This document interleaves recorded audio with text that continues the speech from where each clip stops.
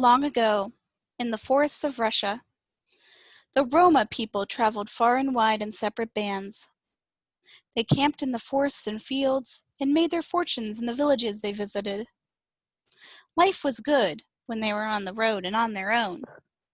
Life was good unless one group of Roma ran into another. Then, the chiefs were quick to disagree about everything, especially territory. The disagreements led to insults. The insults turned into fistfights. And before long, one and then another young man would die.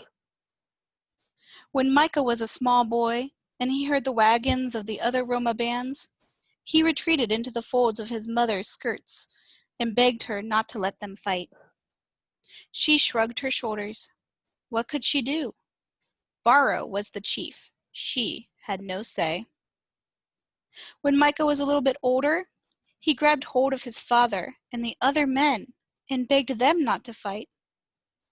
They shrugged their shoulders too. What could they do? It was Baro who demanded they fight. They had no say. When Micah was a young man, he approached the leader of another band and begged him not to fight. The leader laughed at him and asked Micah if he was really a man. The fighting and unnecessary deaths were just a part of life, and nothing they could change.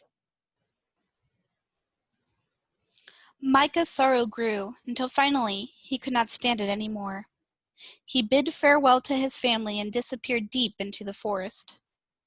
No amount of calling or searching could bring him back.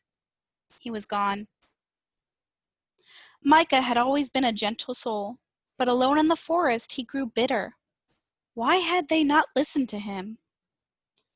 Alone in the forest he grew angry, and eventually he died. And in his place came a night bird with a haunting call. Some years later, Micah's band returned to the place where he had disappeared.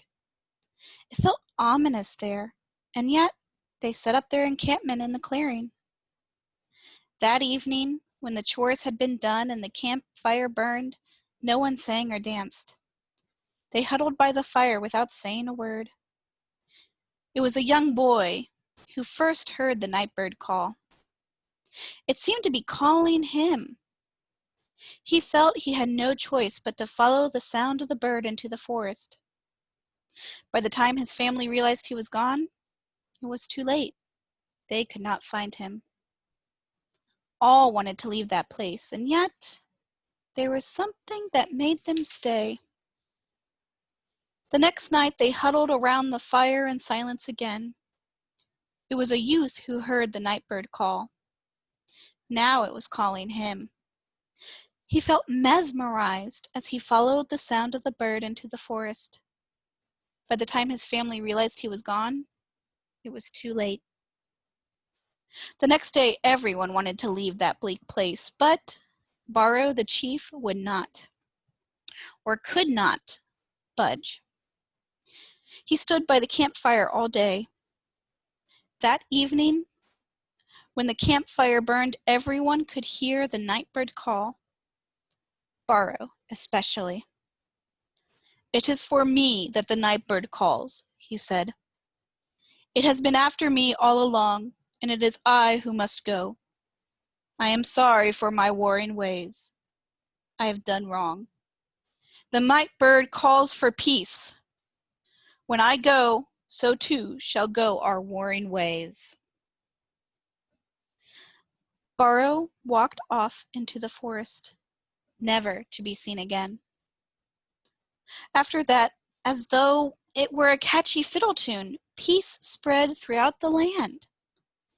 The Russian Roma people began to live in harmony with one another.